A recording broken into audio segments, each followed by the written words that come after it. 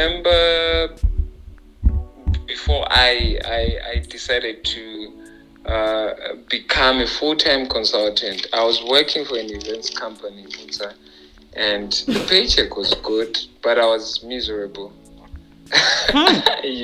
Powerful. And personally, for me, there's nothing that I value more than my peace of mind. And what I decided to do was I started saving up and made time for my passion. And I used to do that which I was passionate about during the weekends, and I found it fulfilling. And I struck a balance there, and I ended up saying, well, I'm leaving the events job and I'm starting anew, and it's not easy, trust me, but it's worth the shot. Because you know what?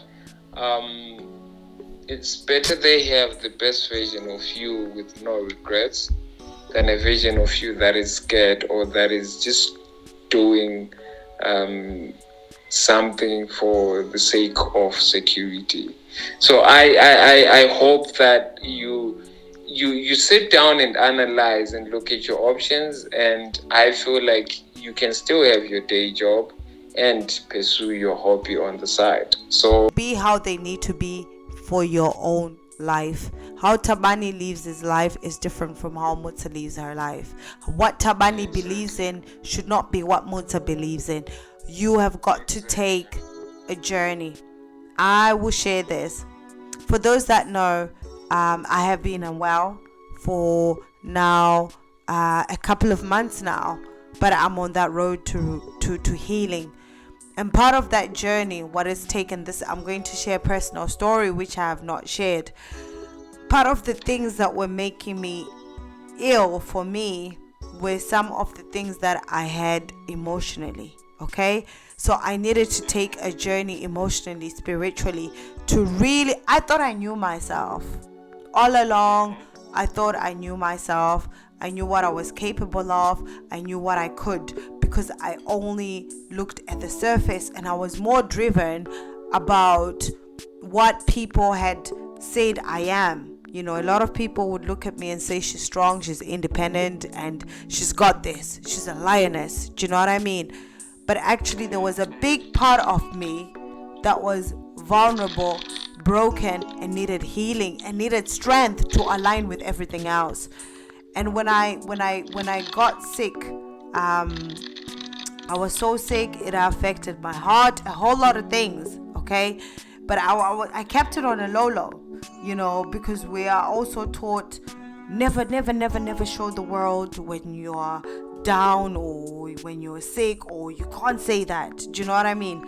But when I took my journey, when I started to take, so I realized that I needed to take an emotional and spiritual healing journey where I needed to confront even things that break me. You know what I mean? Where I needed to confront a whole lot of things that I always thought to myself, no, I can't act like that because that's making me weak. But in that, the beauty of that was I found a part of myself that I never knew I had. Do you know what I mean? In my vulnerability, in the time that I was weak, I became even more empowered. I discovered who Muta was, and a part that I always expected everybody else to figure out. I always expected my mom should know who I am, because but I didn't even realize that part. Do you get me? Yeah. Therefore we put blame on other people, and therefore that's when you want to seek for happiness in other people, or therefore that's when you are trapped by dogma and live your life according to how other people want you to live. That journey made me find courage. But Mozart, do you believe in resolutions? That's a tough question. I believe in goals. I believe, I don't know if my understanding, I don't know, is it the same thing? I believe in goals, definitely, because you can't work blind. You have to set yourself some goals in order to achieve. So are resolutions and goals the same things? I would say brought up a valid point there. I think there are two different things. However, the other is more clearer and defined, right? So I think resolutions are just like the general overview of a clearly defined goal that needs to be broken down. Right. So, for instance, one can say, I want to have I want to lose weight in 2022. But a goal, an example of a goal is to say, I want to lose 5 kgs by March 2022.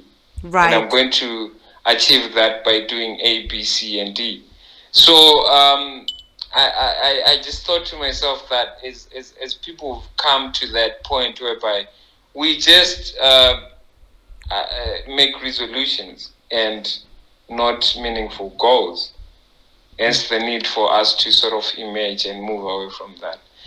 And so that's the focus for our show today. Yes, Musa? Okay, so just to clarify, because I think I'm really glad that you made that clear, because everybody talks about, oh, my New Year's resolutions are A, B, C, D.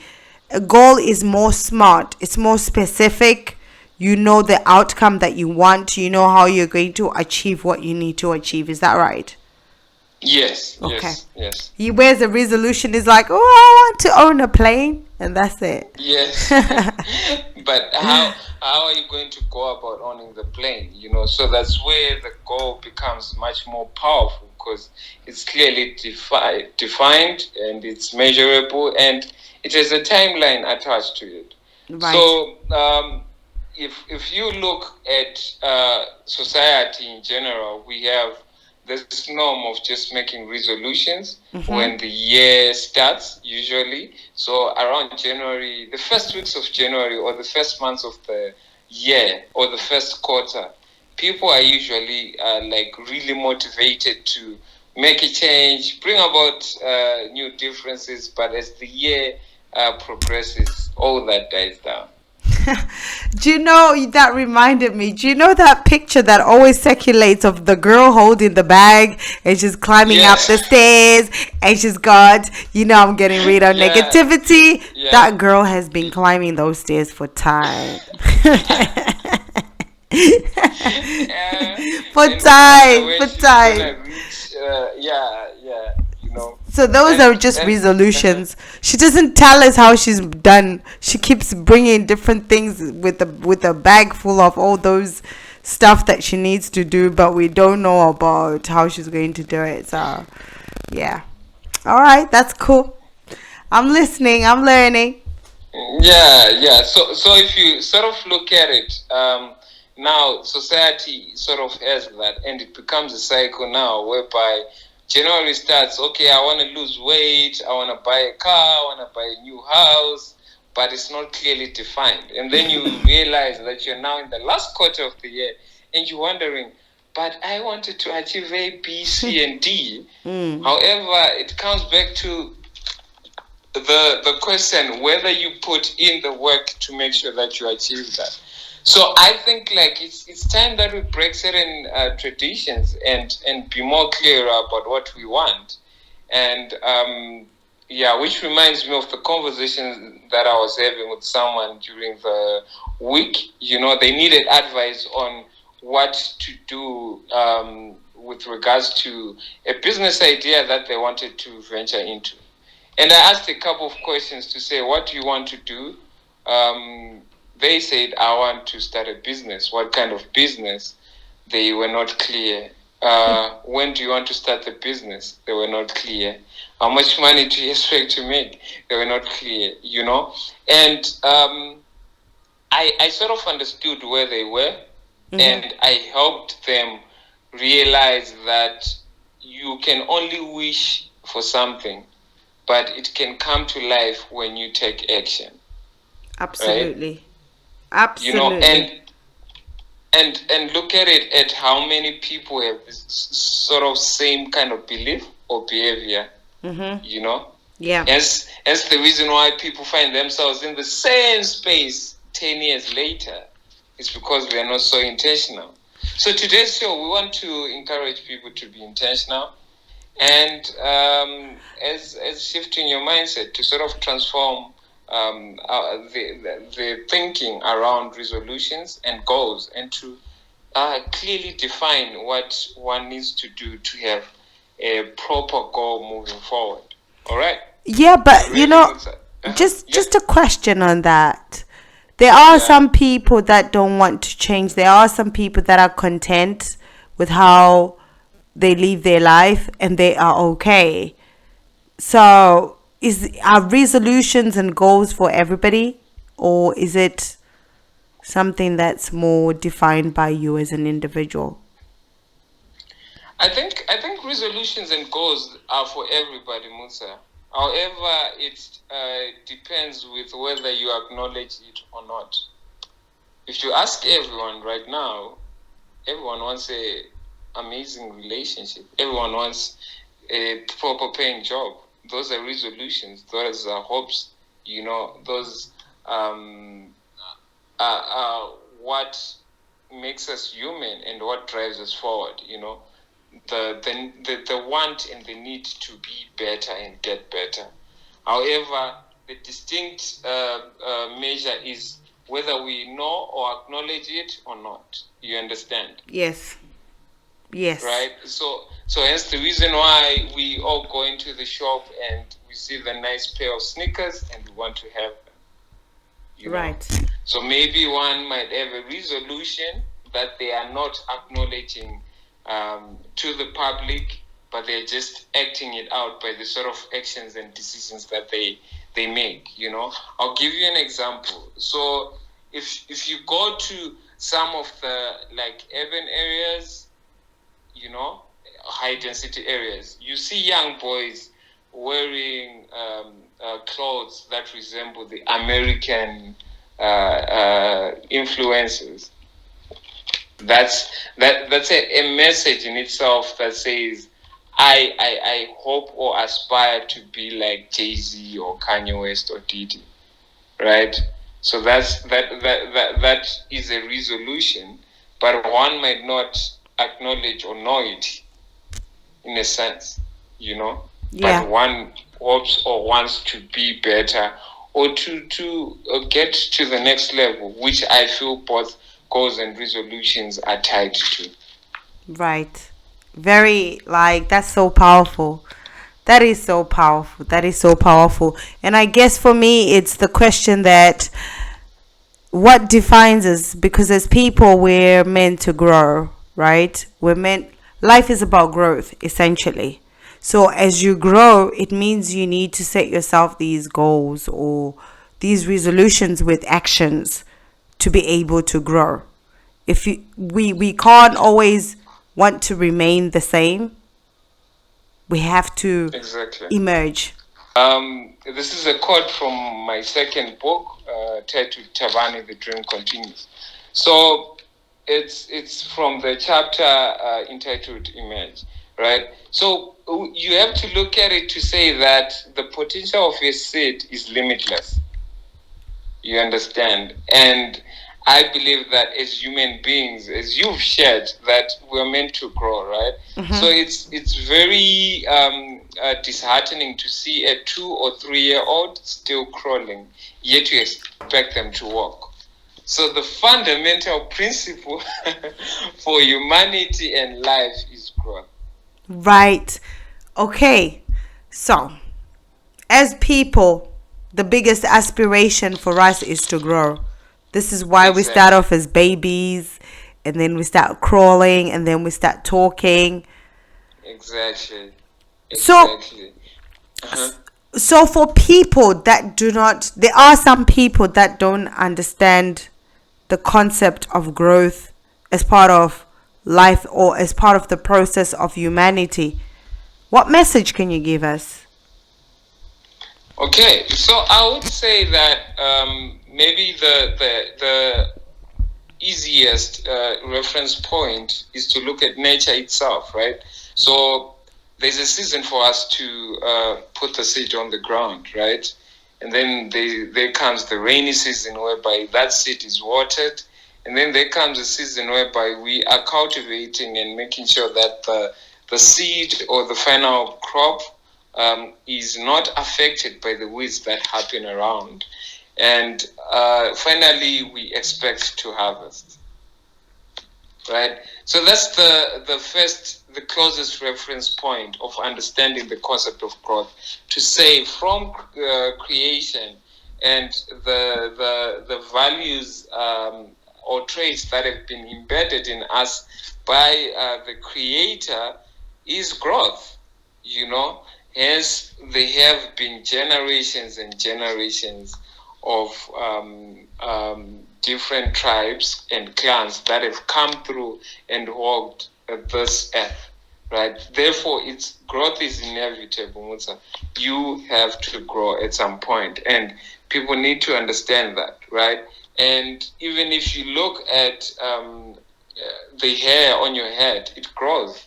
And when it grows, there's a need for you to then maintain or make sure that it sort of serves you in a certain or particular way. Therefore, growth is inevitable. It's embedded in every creation that the Lord made. So people need to understand that whether they like it or not, growth is very much inevitable. Because imagine if kids would remain the same and not grow. Where's the beauty in that? So then bring that closer home and ask yourself the question to say that in the past, have I grown? Have I improved? And where am I really going? But then, Tabani, there's a person like me that's sitting here and I say to myself, I don't want to be conventional. I don't want to be trapped by dogma. I live life how I want to live. I don't want to grow. It doesn't make sense to me. I'm just going to live life and take each day as it comes. What can you tell me? What can you tell me? Okay, Musa. So let's have a look at it, right? In my other life, I train entrepreneurs, and I'm pretty sure many have heard the Nokia story, right? Nokia was one of the leading telecoms company at some point, right? Nokia was dominating in every aspect and area of like business and tech. However, because they failed to manage and cope with the changes that came, they failed to realize the need to grow. They were overtaken and new players came up. So you might be a conventional person that wants to live life in their own terms, but it doesn't mean be unreasonable. Be practical. I always tell people this, that in as much as you want to sound different and be different, remember to apply some common sense to it. Because life, Mutsa, whether you like it or not, it will force you to grow. Wow. Trust me, life will force you to grow whether you like it or not, So at some point when we were 18 or when we were 20, there's certain things that we used to like. But now you're older, you don't like those things. What happened? It's because you what? You grew. Yeah. Right?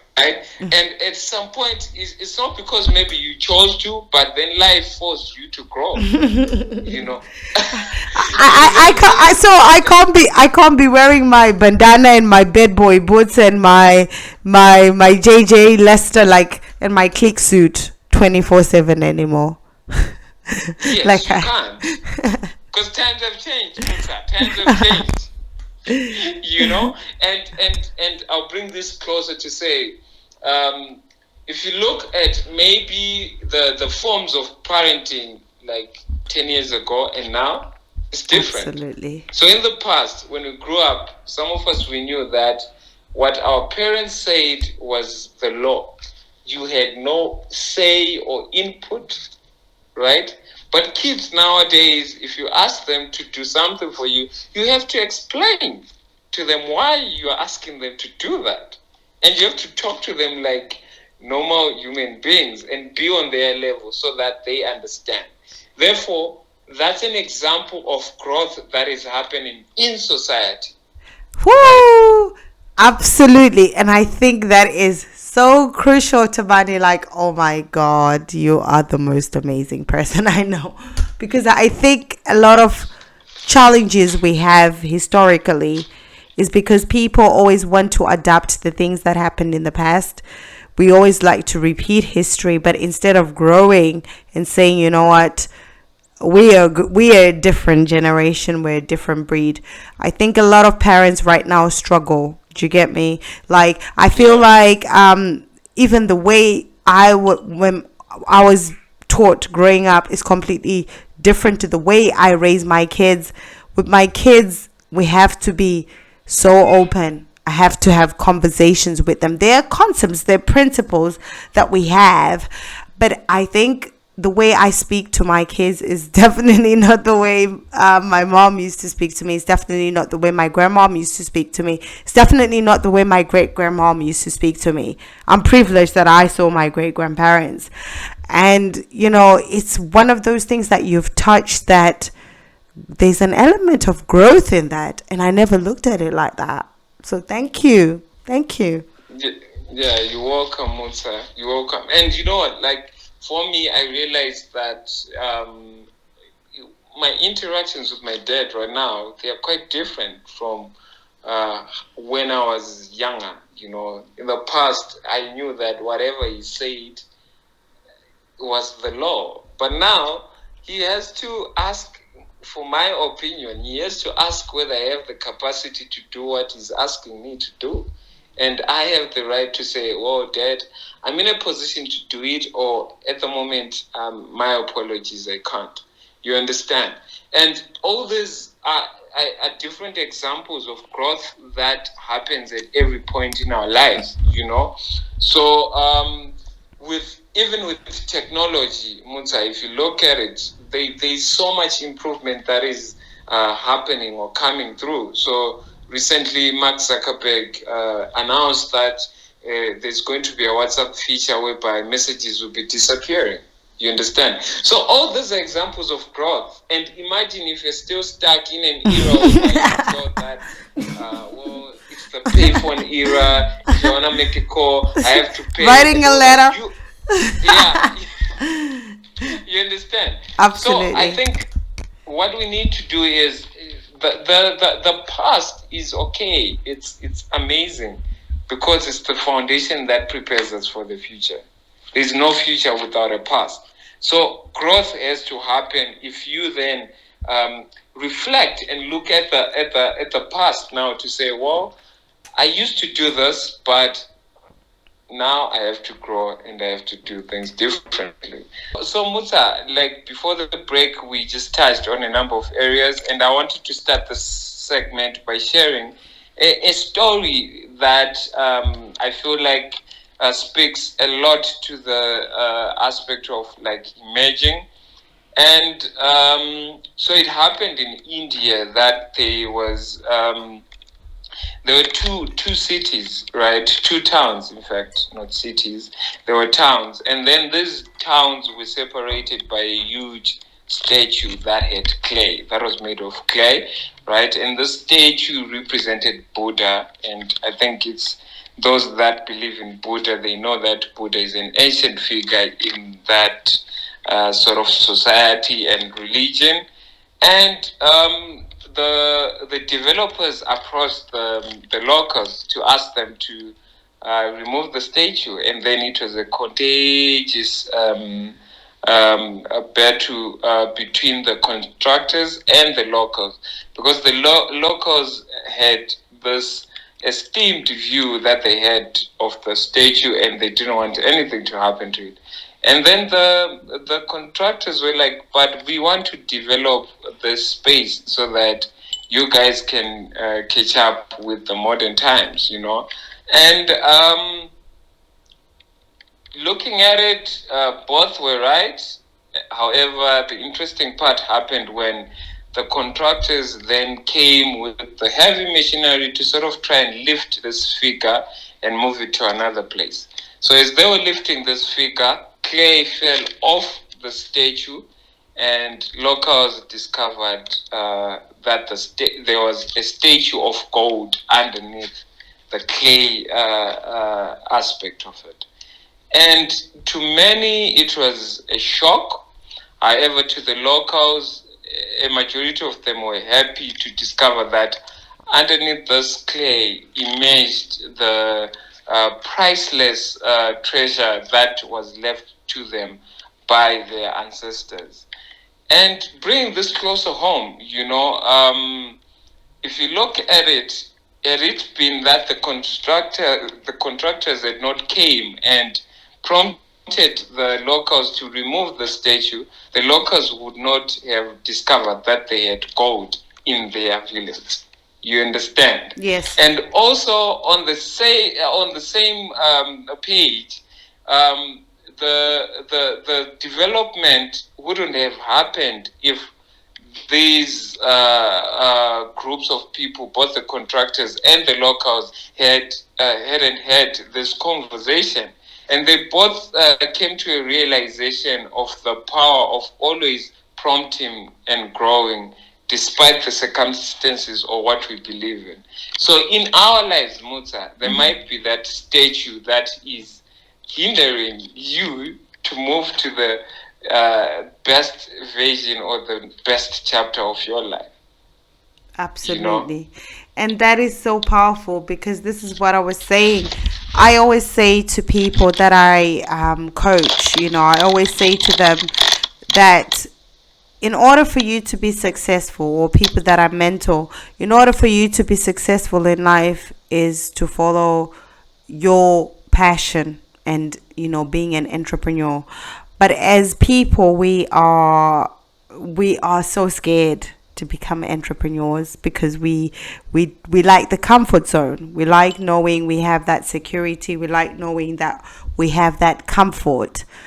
And now, in the beauty of what you're saying is, unless you take that chance, unless you discover, unless you dig deep, unless you break down that statue, you are never going to know what's beyond. Exactly. You're only going to know that security that you have, and that security is limited to what you have. Unless you're bold, unless you really go for what you truly believe in, you are just going to be that statue standing, and yet you have a lot of gold underneath. So that is amazing. That is amazing. Exactly. But it's not easy, Tabani. It's not easy to say I'm leaving my security or my monthly salary to go and pursue what I love or what I believe in, because I don't even have clients. I don't even know next source of income. What am I going to eat? What's going to happen? How do you overcome that statue then? I think what's important for me is also looking at how it is to move forward and not be content with being where you are. So a majority of the times, people fail to realize that by staying in your comfort zone, you're also making a decision. And it's also hard being in the comfort zone, Mutsa. Trust me, it's also hard. I'll tell you this. I'm someone who's very uncomfortable knowing that I'm in a space or I'm doing something that is undermining my worth or that is below what I can achieve or do, And personally, as an individual, I don't like putting my destiny or my fate in the hands of another human being. I'd rather have that in the hands of God. You understand? Amen. So that same belief of knowing that, okay, God placed me on earth for a reason, and I have something to achieve. I have a dream. He's the one who's giving me these dreams. I have to put it in his hands. That is going to supply the rest.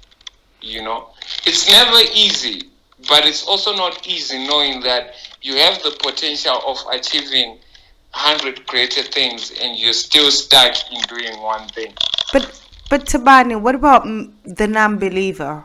What about the non-believer? Somebody that doesn't believe in God or Buddha or whatever it is. what do they have? How can we get them to a place? Because our show is non-denominational, we are Exactly. open to Yeah. every single person, and growth is Exactly. growth. The shift into positivity requires everybody, regardless of whatever race, religion, whatever it is. So what about the person? Because you said your belief comes from the fact of knowing that God created you to be greater. Yes. What about the Uh-huh. non-believer? What about a person that just thinks Big Bang? We're here because of the Big Bang. How do you Okay. convey that same message? All right. So in conveying the same message, Musa, I think I want people to look at this, that if you analyze in the history of the earth and how we've come out to be, we are the only creatures that have the power to make something better than it was. Right. Right. So if you look at creatures like animals and all that, they have a similar routine that they follow. They don't have the ability of creating something greater and better. There are certain laws that they have been set that they follow. But for us as human beings, we have the power to change our lives by believing and acting in what we say we want to do. So if you're a non-believer, right, and you are looking for that one factor or one reason for you to get to the next stage and be better, just reflect on where you've been, where you are going, and ask yourself whether the comfort of where you are is better than the comfort of knowing that you've gone for that which you want to get to. Because Absolutely.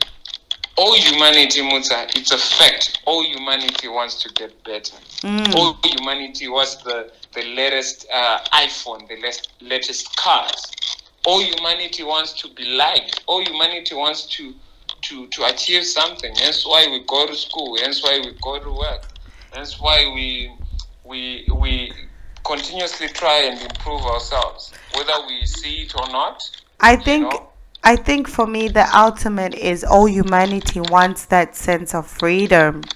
Freedom Exactly. financially, freedom spiritually, freedom emotionally, freedom mentally. We all aspire to Exactly. have that freedom of knowing that you can walk into a shop and get whatever you want. That freedom of knowing that you can have a restaurant by the beach, and you know what I mean, and it pays off, and you don't have to work for the rest of your life. We all aspire for that freedom, and I think that is the push, whether believer or non-believer, is the essence of knowing that we want that ultimate freedom, and how you attain that ultimate freedom is working on it. Because we've seen people that are non-political that have become billionaires. We've seen people that Exactly. are non-denominational become billionaires. We've seen people that are just ordinary college dropouts. Bill Gates. Do you know what I mean? People that have gone Exactly. through abuse. People that have become billionaires overnight. People without that degree because they believed in attaining that freedom that every human being aspires for. So, yeah, that makes sense, Tabani. Thank you for that. Thank you for that. Yeah, and also if you look at it, Musa, like I want each and every listener to do this.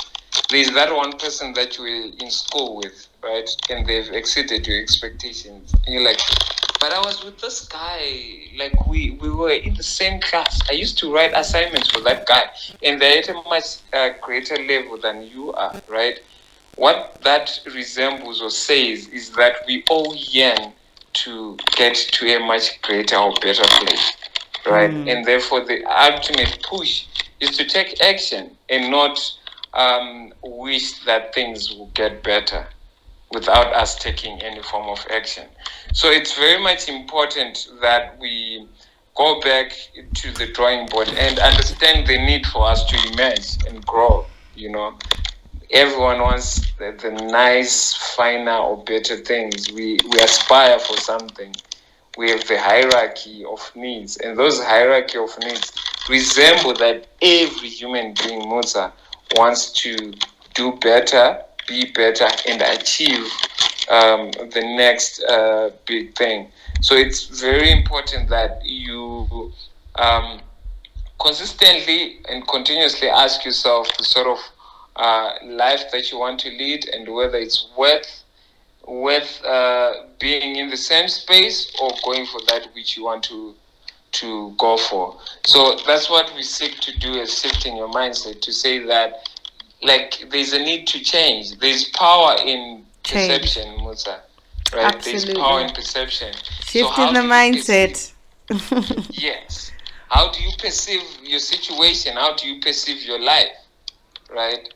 And I always share my favorite quotes that says, spectators pay and players get paid, you know. In coming up with this one, I just looked at life as a game of soccer, right? Okay. So you know that people go to Old Trafford, and I don't know what capacity, I think it's 80 plus thousands, right? And they're there to watch the players play, right? And guess how much money the players make? The money that Cristiano Ronaldo makes in a week, and the money that the spectators pay, like, they're not at par, you know. So those that are playing, right, are getting paid. So I always say to people that you have to get into the stadium and play in this game of life by going for that which you want to achieve. Be it your goals, be it writing that book, be it discovering a new business, be it introducing a new service. You have to be in the game of life and play, you know, because it's easy to criticize the one that is in the arena. You know, it's easy for me to be here and be like, no, Cristiano Ronaldo is not good, or so and so is not good, because I'm a soccer fan, right? And you always have opinions about players not doing this and that. But if I was the same person doing the same, you know, I'll have the right to say, well, guys, I'm in the arena, you are there watching me, meaning that I've done something that you can do. You see? Woo. So, right. So when you are afraid and you are scared, it's normal for you to be scared. It shows that you're human. But if you go for that which you're scared of, you realize that the fear was just in your head. You just had to embrace it and go for it. You know. I'll share a personal story. When I wanted to go on tour, I wanted to tour the continent and share lessons from my book and all that. And Mutsa, the funny thing is, I was writing this down. I didn't have a single cent in mind. I didn't have a single network in mind. I didn't have a single sponsor in mind. But because of the conviction that I had, I pushed myself to go for it. And guess what? I managed to tour some of the African countries, and up to today, that dream is still alive, and it's going to continue, and I'm going to achieve it, right? And even if I don't travel all the countries in the continent, but the fact that I set that goal, I went for it, and I saw that it's proven and it works, I now have that conviction, and I'm in a much greater space than I was before. So imagine if I had just sat and folded my hands and be like, well, I want to tour Africa. Is it possible? Well, I need money for flights. I need money for this. But I just decided to utilize what I have, and I went for it. So remember when I say that everyone is winging it. So if you see Bill Gates in front of you on the stage there, I always tell people that he's not a superhuman. He's just a human being like you with fears.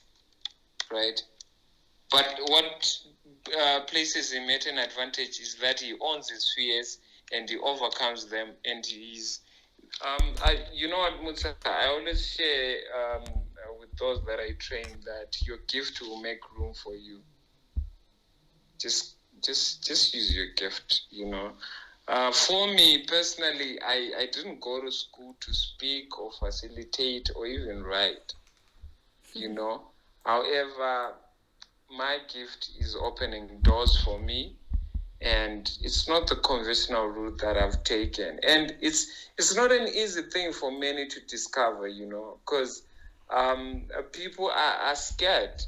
People are scared, and remember I spoke of the what will people say syndrome. And the fear is normal. I want to share this with people. Fear is normal. We know that if you put your hand on a hot stove, you'll get burnt. So fear is good that you won't put your hand there. And right, with regards to pursuing your dreams, it's worth giving a shot. It's worth trying. And is after that, my other fear is giving my love to somebody else that won't love me back, or that won't reciprocate it, because I feel like relationships play a big part. Relationships are going to play a big part, and I know part of the resolutions, if you see that lady with the baggage, most of those are centered around relationships. And I know a lot of people right now are struggling relationship wise. It might not even be husband, wife, boyfriend, girlfriend. It might even be relationships within families. Do you know what I mean? And the relationships, my fear is entering a relationship where the same energy that I have is not reciprocated. How do I overcome that?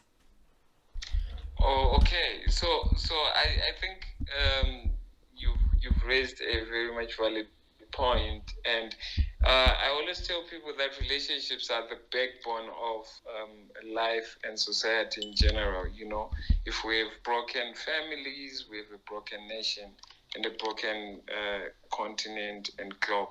So I would say that it starts with you, Mutsa, and the love that you have for yourself. I always tell people that it's very important that you start believing what people show you and not what people say. Right.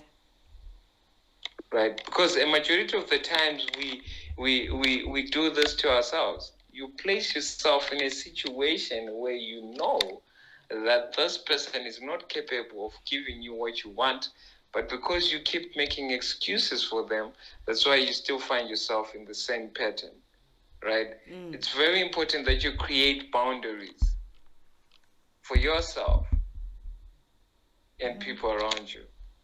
Right? The moment you create those boundaries, it's going to be easy to know what's for you and what's not. Mutsa, if you believe that your significant other should, come and pick you up, open the car door for you, after time together, they take you back home, they text you that they are home safe and all that. If someone is not ticking those boxes, then don't bother making them into what they are not. Because the problem that we have is this, Mutsa.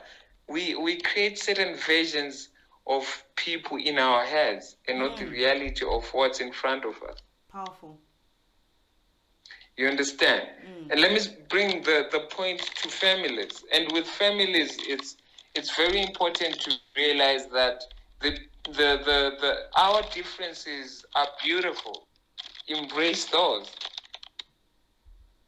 Our differences are beautiful. Embrace those. Powerful.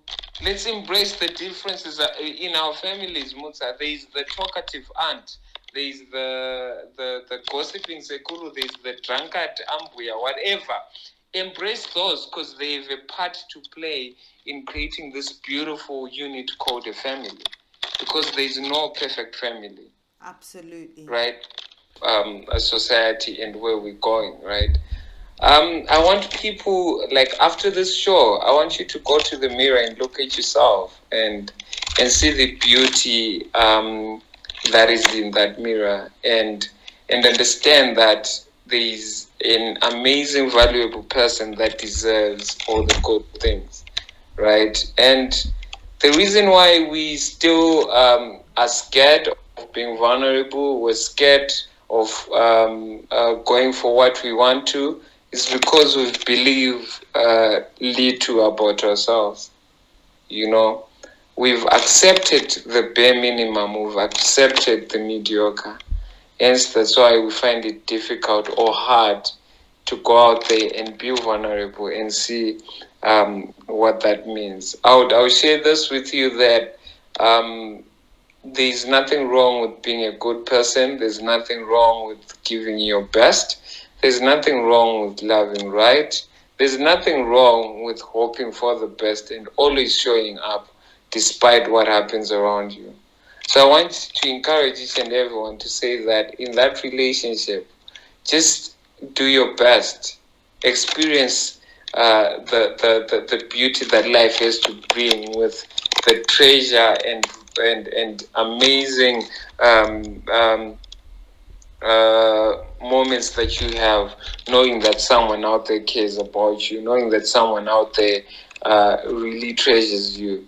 So it's very important that we understand and we stop circling, right? And we stop thinking that the reality of other people out there shouldn't be your reality with regards to certain limiting or mediocre circumstances. So go out there and shape, create the life that you love, guys. Create the life that you love. And the challenge is that we've created this picture and we've settled, hence the reason why we believe that we can't find the amazing or created things that are out there for you. You know, and in life it's easy to be negative because negativity is everywhere. Right now, if you log on to your social media, if you see what's trending, it's something that is negative. But there's something that is positive that you can tap into. So the choice is yours, and it's all about perspective, guys.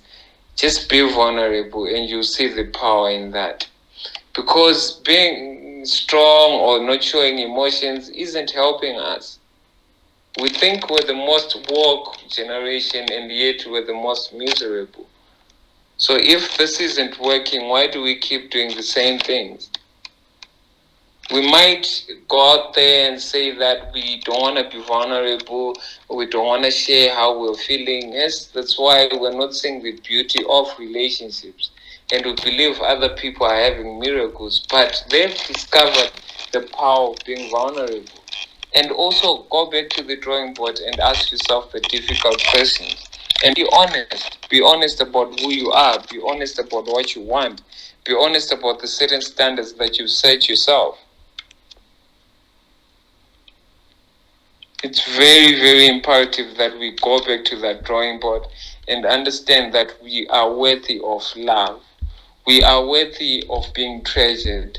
We are worthy of being prioritized. We are worthy of being honored. We are worthy of being valued. Let's take back our crown. Let's take back our crown. It's very much critical and important. Just take back your crown and put it in your head and stop accepting the bare minimum.